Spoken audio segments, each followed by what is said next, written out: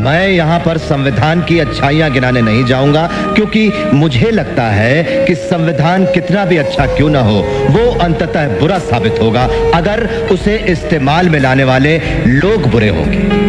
और संविधान कितना भी बुरा क्यों ना हो, वो अंततः अच्छा साबित होगा अगर उसे इस्तेमाल में लाने वाले लोग अच्छे होंगे। विश्व के सबसे बड़े लिखित संविधान के रचयिता डॉक्टर भीमराव अंबेडकर, जिन्हें अपने बचपन में घोर जातिवाद का सामना करना पड़ा, अपने स्कूल में उच्च वर्ग के विद्यार्थियों से दूर जमीन पर बैठकर पढ़ना पड़ता था, जिनके अपने बाल अपनी बड़ी बहन से कटवाने पड़ते थे, क्योंकि गांव का कोई नाई इन्हें हाथ लगाकर दूषित नहीं होना चाहता था, और जिन्हें समाज की इस घिनौनी विचारधारा की वजह से अपना सरनेम सकपाल से बदलकर अंबेडकर करना पड़ा था।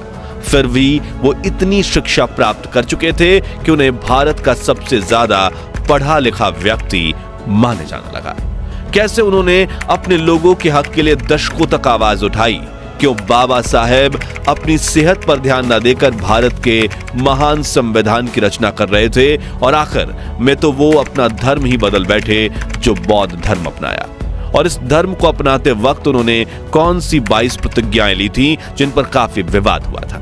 आज जानेंगे बाबा साहब भीमराव अंबेडकर के जीवन से जुड़ी ऐसी ही कुछ अनसुनी अनकही बातें, लेकिन उसके पहले नए दर्शक जल्दी से चैनल को सब्सक्राइब कर दीजिए।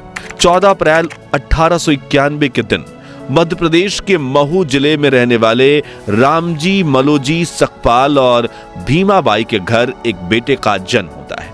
मां भीमाबाई अपने बेटे का नाम भीमराव रखती हैं, जो अपने माता पिता की 13वीं संतान थे।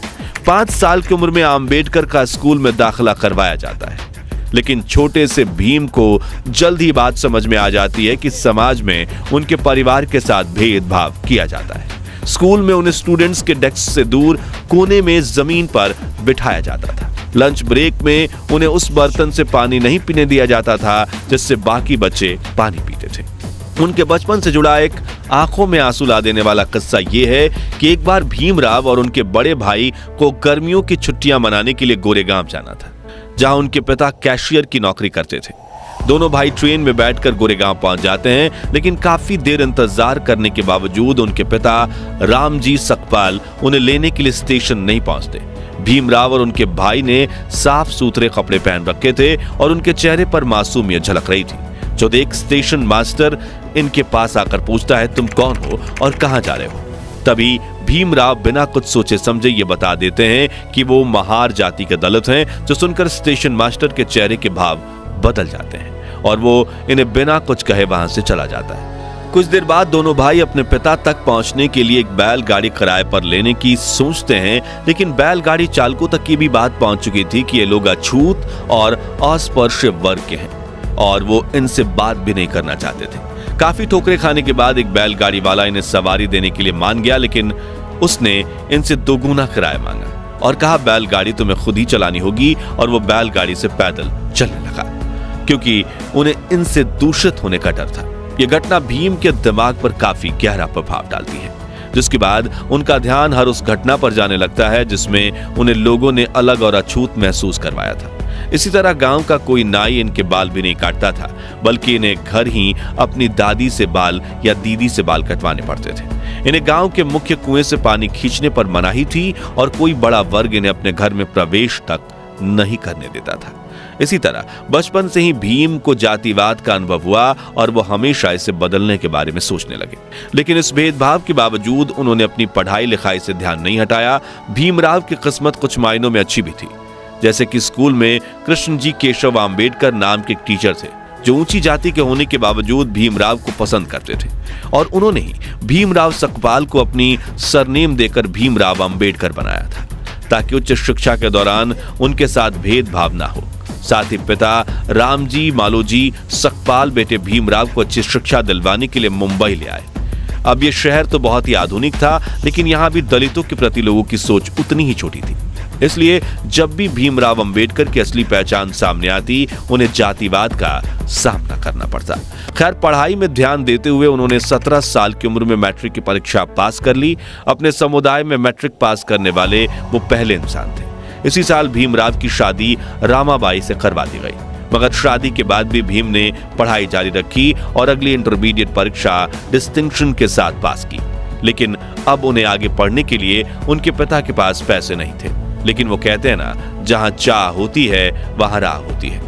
और भीमराव आम्बेडकर के जीवन में चमत्कारिक घटनाओं का घटना शुरू हो गया। आपको बता दें कि जब बड़ोदरा के महाराज ने उन्हें पढ़ने के लिए स्कॉलरशिप दी, जिससे उन्होंने न सिर्फ बीए की पढ़ाई पूरी की बल्कि 1913 में उन्होंने अमेरिका जाकर यूनिवर्सिटी ऑफ कोलंबिया से मास्टर्स में दाखिला लिया। 2 साल में उन्होंने एमए की पढ़ाई पूरी की और अगले ही साल अपनी पीएचडी थीसिस भी पूरी कर ली। जिसके बाद भीमराव लंदन चले गए, जहां उन्होंने London school of economics join किया। लेकिन स्कॉलरशिप पूरी हो जाने की वजह से वो अपनी पढ़ाई पूरी नहीं कर पाए और बड़ौदा वापस लौट आए, जहां उन्होंने सिविल ऑफिसर का पद हासिल कर लिया। लेकिन यहां भी जातिवाद ने उनका पीछा नहीं छोड़ा और भेदभाव के चलते उन्होंने नौकरी छोड़ दी। 1918 में भीमराव बॉम्बे के सिडेनहम कॉलेज में लेक्चरर बने।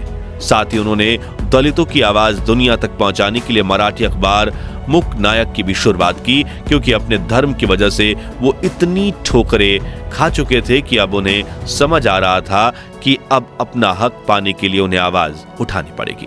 इसी बीच कुछ समय लंदन जाकर उन्होंने वकालत में अपनी पढ़ाई पूरी कर ली थी। इस तरह वो अपने जमाने के भारत के संभवतः सबसे ज्यादा पढ़े लिखे व्यक्ति बन चुके थे।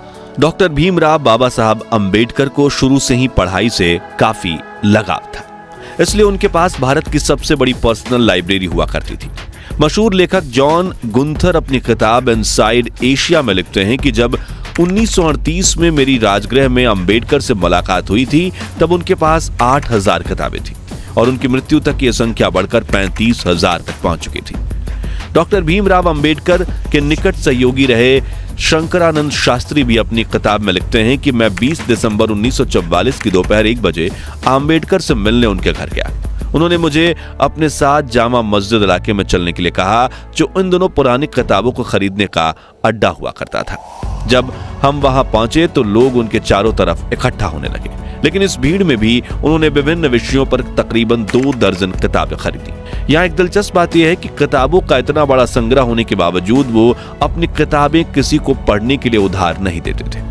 किताबें मांगने वाले व्यक्ति को वह मुंह पर कह देते थे कि अगर आपको किताबें पढ़नी है तो मेरे पुस्तकालय में आइए। किताबों के प्रति उनकी भक्ति इस हद तक थी कि वो जैसे ही घर पहुंचते अपने पुस्तकालय में चले जाते।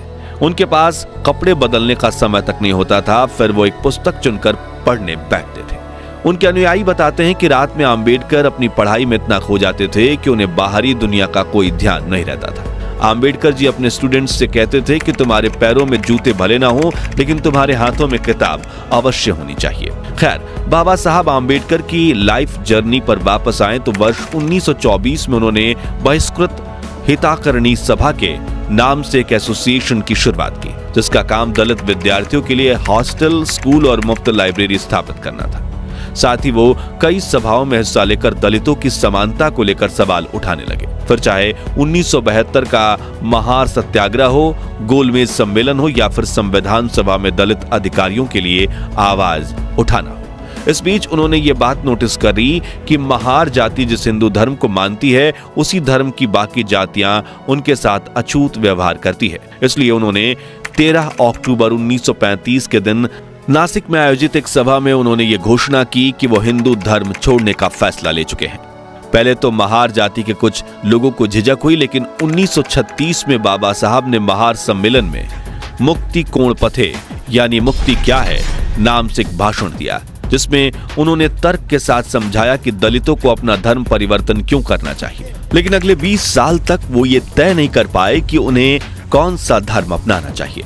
शुरुआत में बाबा साहब का झुकाव इस्लाम धर्म की ओर था, फिर उन्हें आर्य समाज और सिख धर्म अपनाने का भी सुझाव दिया गया, जिसके बाद उन्होंने ईसाई धर्म के इतिहास को समझने की कोशिश की और दुनिया के कई धर्म तलाशे। लेकिन फिर 1955 में उन्होंने बौद्ध धर्म अपनाने का फैसला लिया। लेकिन उन्होंने बौद्ध धर्म ही क्यों चुना? तो इस सवाल का जवाब उन्होंने खुद अपने article Buddha and the future of his religion में दिया है, जिसमें उन्होंने लिखा है कि हिंदू, ईसाई, इस्लाम और बुद्ध धर्म की गहरी तुलना करने के बाद कहा कि बुद्ध किसी ईश्वर के पुत्र, पैगंबर या खुद ईश्वर नहीं बल्कि एक इंसान होने का दावा करते हैं। उन्होंने एक इंसान के रूप में ही अपने धर्म का प्रचार प्रसार